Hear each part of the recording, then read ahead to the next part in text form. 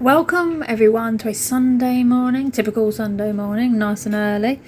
No, it's not. It's about 8 o'clock in the morning, and this is what I do every Sunday: is sort out everyone's breakfast. The little ones, I should say, and then I will crack on with trying to find all the school uniform because I hate Sundays. I'm probably the only person that hates Sundays, and who else regards Sunday as the last day of the week? It's not the first day of the week. I don't care what it says. It's the last day of the week and it always will be. Anyway, as I've said in my post, I was going to talk to you about my trip up to London and kind of how I'm feeling about it since it's happened. I found myself on a big downer this morning.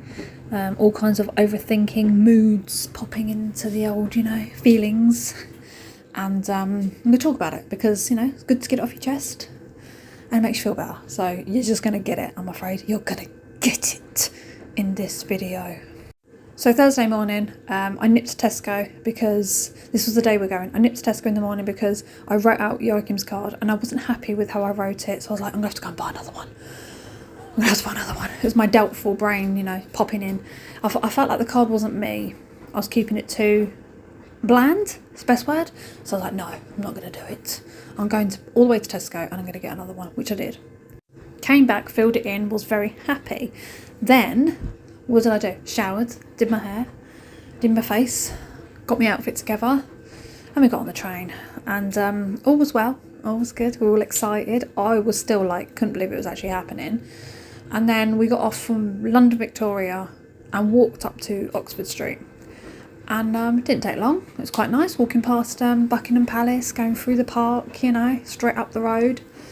Yeah, it was nice. I was sweating because, I was carrying a bag of water bottles and stuff like that for us all, and also had a bag of Joachim's gift, which was a bottle of whiskey and some Lindor Lindt chocolates and his card in this gift bag. But I had it in another bag because I didn't want the bag to get ruined anyway, so I had handles going on all over the place. You can imagine it hurting my wrists, it was. But we get there, we have to go down into the basement of HMV and give our order number. They give you what you've ordered so that you can then go and join the queue with your wristband to go in. Thankfully, we were at the front. I was like, this is good. This is good. I'm just going to have to go and sort my cat out because he's climbing inside the B&M bag. So we're standing outside in the queue and all of a sudden they're hungry. I had Sam and Jensen with me. So I was like, okay, well, there's a McDonald's right there. Sam, hold the line. And I whipped over to McDonald's with Jensen and got them some food. I had a Happy Meal. Yes, I did. It was disgusting. I don't like McDonald's. Not a big fan, but when you're hungry and it's quick and it's easy and it's right there and you're in a rush, it's acceptable. So I had that. And then I was like, oh no. I pulled me pickle out the burger, didn't I? Because I don't eat the gherkin. Don't eat them. My fingers smelt like McDonald's mustard. I was like, for God's sake. There's not anywhere right now I can wash my hands, is it? Oh yes, hello Joachim, smell my mustard fingers. Sniff them. Anyway, it wasn't long before the queue started to move up. They were calling everyone to come forward. I was like, oh my God, it's happening. It's happening. I could barely breathe. Walked through, show you wristband, and they take you out the back. You got these back steps. I thought, oh my God, oh my gosh. We get up there and the new album's playing. I nearly died on the spot because I obviously haven't heard this. I've only heard the ones they've released. So the new album was playing and it was playing a song called Tiger Amongst Dragons. Anyway, oh my God. There was a setup at the end of this big room. This is the books area. It was a setup, a stage, and it had 2 chairs on it. Literally, I would say about 3 foot in front of where we were standing were the seats, and I was like, he's going to sit in that chair. I know he is. That's the chair he's going to sit in. I was kept saying to Jensen.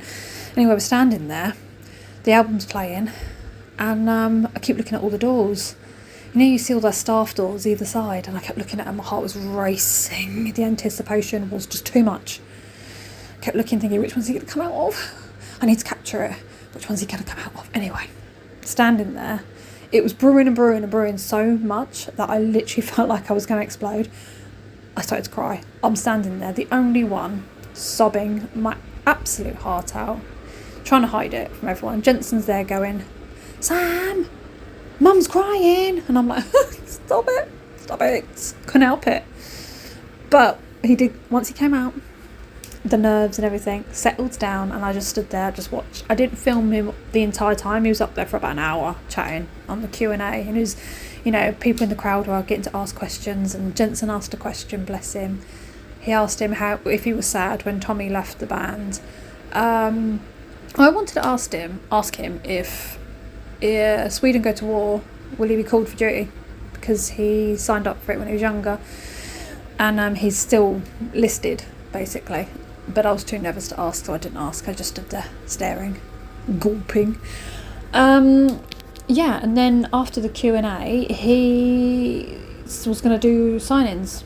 So he walked around the crowd to the back of the crowd and was at a table there where he sat, and then everyone was just like merging up to go and get their CDs and vinyls and whatnot signed.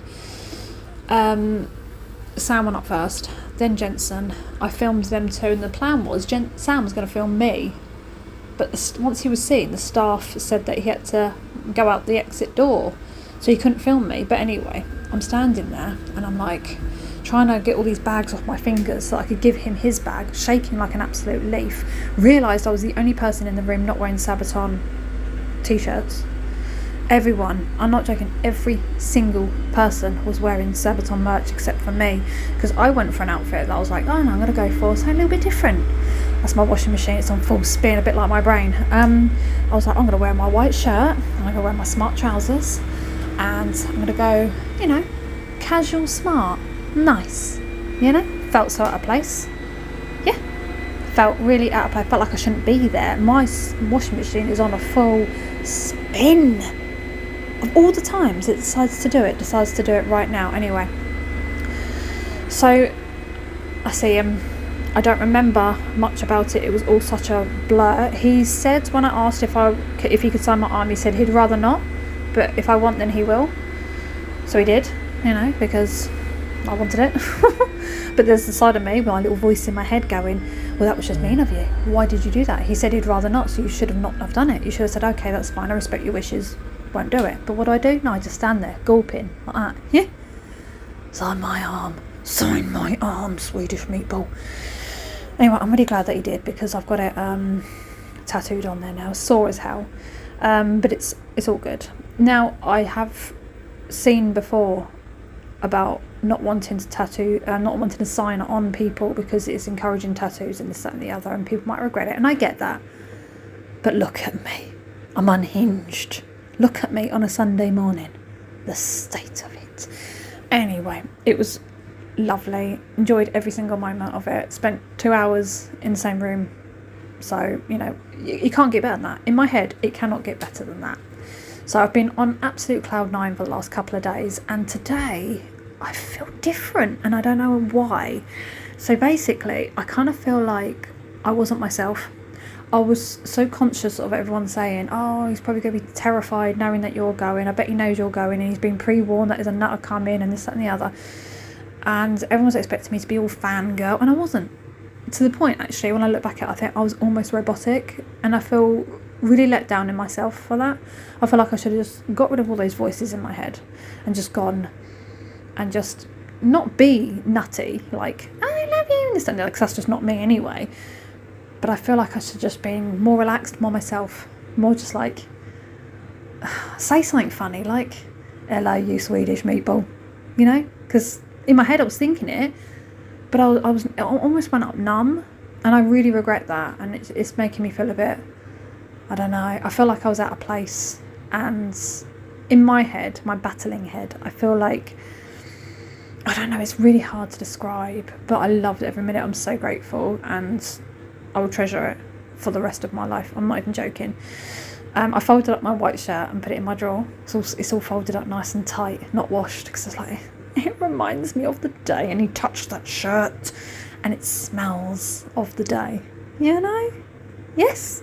Then once it was all done, we walked back to London Victoria for our train. Got on the wrong train. Yeah, we sat on the train. I'm like, oh, thank God we can go home. Sam was basically falling asleep on the table. He was hunched over, just like nodding off.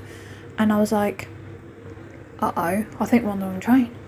Thank goodness, because the train was about to pull away. I went, Sam, we need to get off the train. We need to get off it now. He's panicking. I'm like, it's fine, we'll be fine. Let's wait for 20 minutes for the next one. But we got back and all was well, and yeah, and now here I am on a Sunday morning, back to reality. Back to reality. It started to rain. I've been to Dunelm to get a bulb because I'm not showing you the front room at the moment, but it's half done. Went to Dunelm, quickly got a bulb because there wasn't one in the box, but there should be. I'll explain all that in the next video.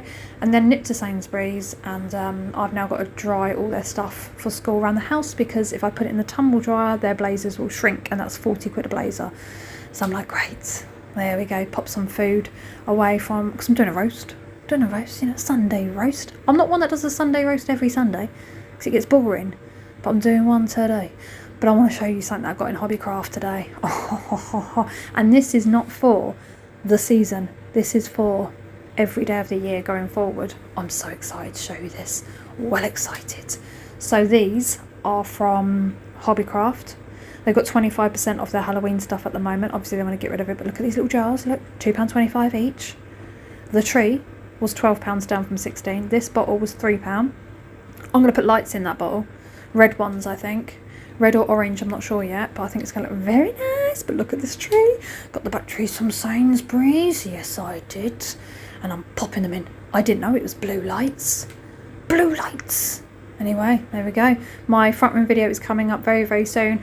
I hope you enjoyed this video, and I will see you lovely people in my next one.